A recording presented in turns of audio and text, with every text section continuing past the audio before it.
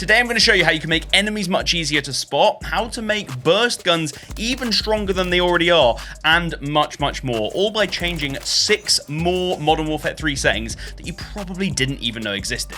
First thing we're going to change is going to actually kill 2 annoying birds with 1 stone.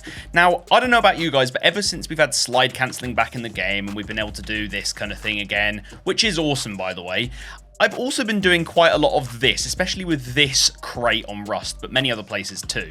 Sliding through and ending up accidentally mantling on top of things that are above me. It happens specifically in this crate a lot, it happens on high-rise, going through the underpass, and many other places, and it's gotten me killed so many times. The other thing which we can't do, and we weren't able to do this in the previous game either by default, is that if I'm stood behind this object here, and I want to just move towards it and peek over, I end up climbing, even though all I want to do is jump. So we're going to change that. What you're going to do is come to either your keyboard and mouse or controller area, depending on what you're playing on. You're going to go to gameplay and you're going to find an option called grounded mantle. This is set to on by default, and we're just going to turn it off. What this will do is require an extra jump input in order to mantle up things. So it's a little bit to get used to. If I move towards this and I just jump, I'm actually just jumping as I'm moving towards it. And if I want to climb, I have to just put in another space, which is fine. I can just do that really easily. But now if I do my slide cancel through this, there's no chance of me accidentally mantling up. It completely nullifies that. I have so much more control over what my character is doing. So I definitely recommend turning grounded mantle off. Now, as we all know, Modern Warfare 3 is packed full of more weapons and attachments than ever before, and whilst these new mastery camos do look insane, they're pretty unachievable for people with a busy schedule away from the game. But luckily, with a little bit of help from today's video sponsor, SkyCoach, you don't have to be left behind. SkyCoach is a platform with many high-level players who'll gladly help you achieve your in-game goals. These guys are here to help you with any content related to COD, whether that be weapon leveling and unlocks, or some of those completionist camos. And also, if you do happen to play something else besides COD, they offer services for World of Warcraft, Destiny 2, Rainbow Six, Diablo, and tons more. Everything on SkyCoach is a really fair price for what's on offer, and a quick look at those reviews shows how safe and high quality the product really is. So if you do want to get your hands on one of those awesome mastery camos, head to the link in the description, which will take you to the SkyCoach website. It also comes with a 10% discount for my subscribers, so you definitely don't want to miss out. Next up, we're going to make a change that should make enemies a little bit easier to see for most people. Now, I'm in a game with a bunch of recruit bots, and if I go find one, let's pop this UAV, you'll see that by default, enemies in this game have this red diamond above their head and their name as well. Now, that is useful for spotting enemies, but that default color really doesn't stand out. The default color scheme doesn't really lend itself to spotting people, especially when you've got red-green color blindness, like me, which is a very common form of color blindness that a lot of people have. So I'd recommend that most people do, even if you don't have any kind of color blindness, is you change that. So if you want to change it, let's just get rid of these guys. I might die while doing this. You want to come to your interface, then go to color customization and change the enemy color. Now, the color for me that always stands out the most, and I've done this in not just COD, but Battlefield and other games, is yellow. Now, if we jump back into the game and we start playing, let's just see how obvious that stands out. Look at that. I wouldn't even have to be that focused on what I'm looking around at, and that is going to pop out on the screen so much more than the default color, and it just makes actually finding those targets a lot easier, especially for someone who's a bit colorblind like me. You will have to probably change around some of your other colors, because maybe you've already got something that's yellow. Maybe I think you start off as yellow, so I've turned myself to blue, and maybe your teammates are a color that sort of blends in. So do a bit of shifting around so that enemies are the color that stand out the most, and it will make it way easier to spot those targets and hopefully get more kills. This next one's hopefully going to help out all of my fellow keyboard and mouse users. Now, I know we complain a lot about controller and aim assist and all that kind of stuff, but what's even more annoying than any of that is just how the mouse feels in this game by default out the box. Now, a lot of people have been complaining that tracking feels a little bit sluggish, and we've been trying to figure out some way of fixing it.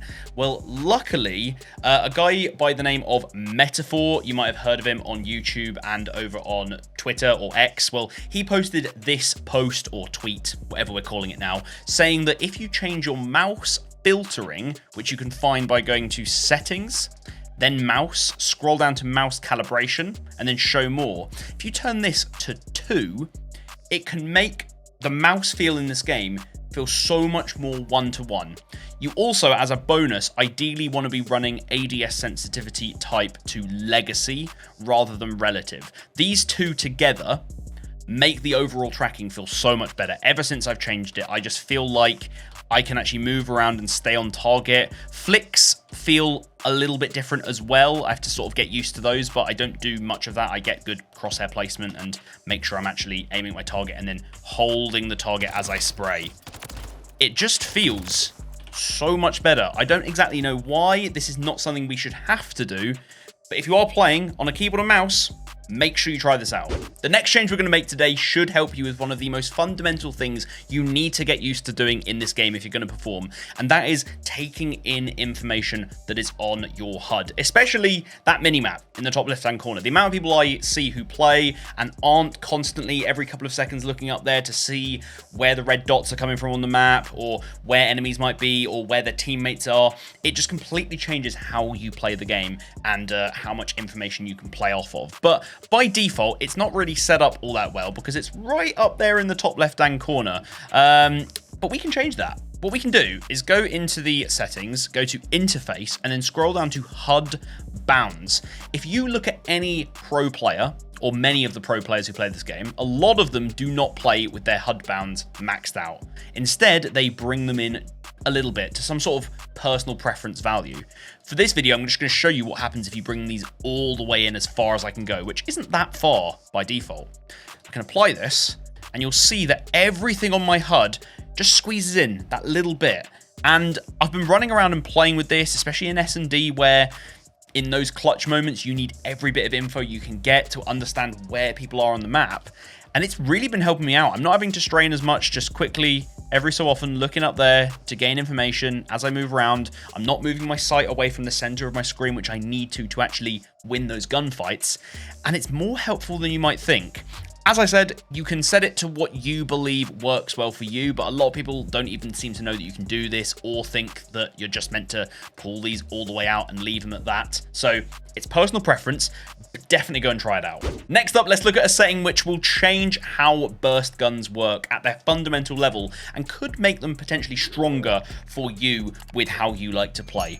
A lot of people have shied away from burst guns in the past couple of games because they've been pretty bad, but guns like this DG58, as well as the FAMAS, the FR, and the Renetti, the burst pistol, are all insane in this game, as we all know. This DG58 has been just tearing up lobbies. It's been nerfed a little bit, but it's still ridiculous.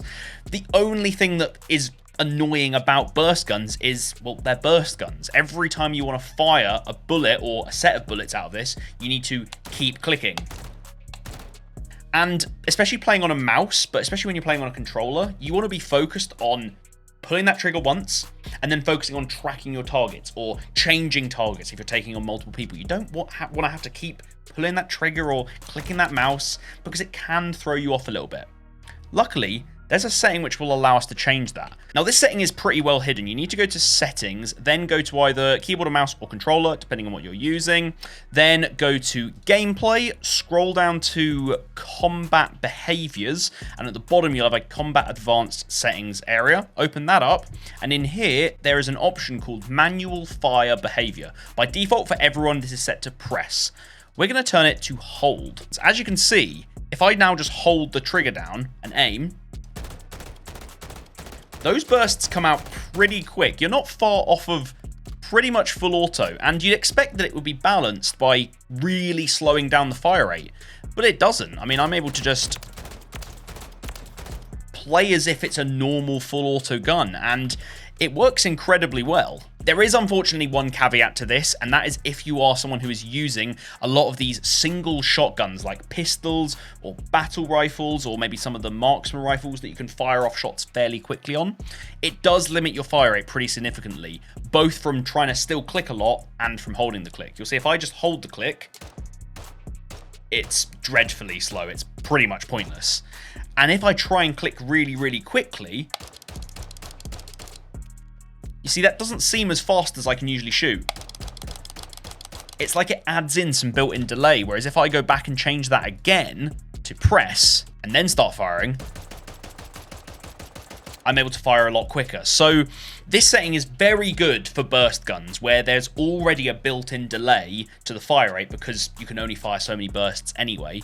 It's not so good for the single shot weapons. But the thing is, in Modern Warfare 3, the burst guns, both the primary and the secondary, are so good that I don't ever really find myself using these single shot guns, especially these single shot pistols.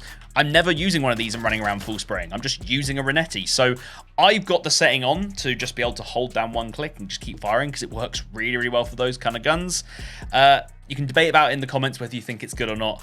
I think it's definitely worth trying. The final setting change we're going to make today is specifically for keyboard and mouse users, and it gives us access to something which controller players can do that you can't do by default on keyboard and mouse, and it all comes down to movement. When you play on a keyboard and mouse, you have buttons which are either pressed in or not pressed in. One or two things. And what that means is when it comes to movement, we can either move forward like this pace, or you can stop. You can't go in between because you can't slightly push the button down. It's not like a controller where I can slightly move a stick over or I can push it all the way over. And that's how you can actually do those slow walking and slow peaks. We don't get access to that by default on keyboard and mouse, but you can enable it. And the way you want to do it is you come into your settings, go to keyboard and mouse, go to keybinds, and then you want to find walk, which is literally below your move keys. And by default, it's not set to anything. What I'd recommend you do is put this to a button which is ideally around your movement keys. I'm going to put it to this backslash, which is just below the A key. I'm not going to press it by accident, but what it gives me access to is I can be moving along at this pace, and then I can just hold that key down, and suddenly I am slow walking. I'm making as little noise as possible, and if I want to, I can really slowly peek corners. Not always the best idea. Sometimes you want to take a corner really, really quickly with either a jump or a slide cancel, but there will be certain scenarios where a fast push isn't the best idea, and instead you want to go nice and slow, which you can do with the walk key. So I'll just show you one more time. This is moving without walking. Still making a bit of noise. I don't have covert sneakers on. And then this is walking. Hey, you might find some use for it. You might not. It's still worth setting the keybind because it doesn't change anything else about your setup. I think it's worth doing.